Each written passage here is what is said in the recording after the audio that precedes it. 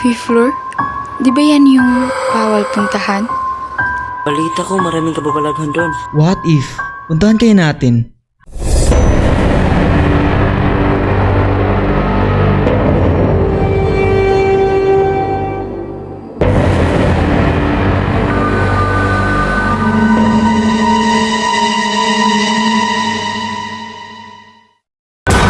Goodbye, class. Uuwi agad, walang magpapagabi.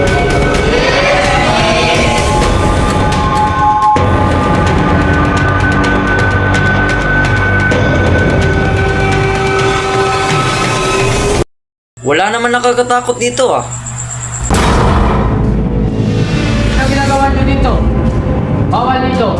Di ba nasabihan ko na kayo noon na bawal pumunta doon? Bakit ba kasi bawal?